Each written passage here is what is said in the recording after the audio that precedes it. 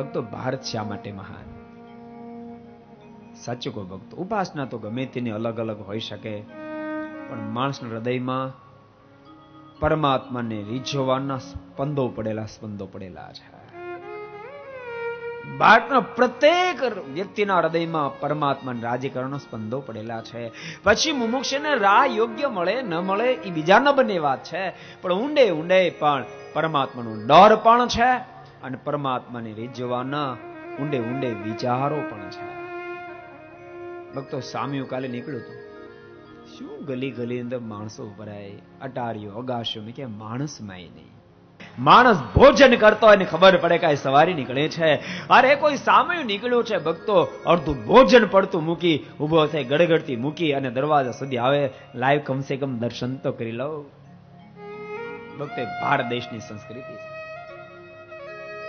સંતો રસ્તામાં નીકળતા હોય અને ભક્તો અમીરની નારીઓ પણ પોતાના 2-5 વર્ષના દીકરાઓને કહે, જા સ્વામીને દંડવત કરે, જા સ્વામીને પગે લાય. ભક્તો હિન્દુસ્તાનમાં જોવા મળે, બાકી દુનિયામાં ક્યાંય ન મળે.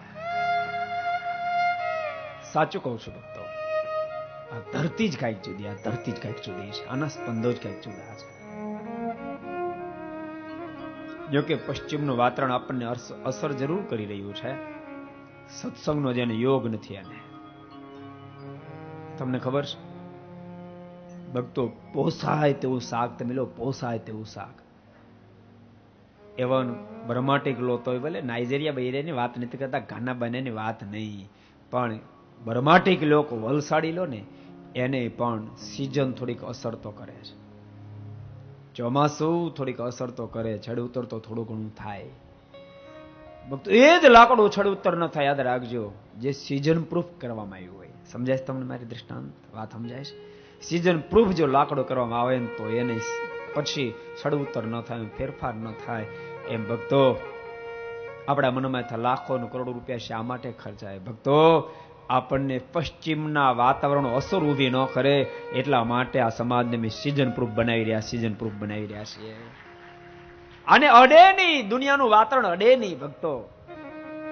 ભારત વર્ષના યુવાનો પોસાય ત્યાં જાય. અને ભક્તો જે સત્સંગના જોગમાં, સાચું કહું છું, યુવાનો અમેરિકા ગયા છે, ઇંગ્લેન્ડ ગયા, કેનેડા ગયા, ઓસ્ટ્રેલિયા ગયા, ન્યુઝીલેન્ડ ગયા, પણ ભક્તો જ્યાં ગયા છે ને ત્યાં સત્સંગ સાથે લઈ ગયા છે અને ત્યાં જઈને સત્સંગ બીજાને નવાને કરાયો છે.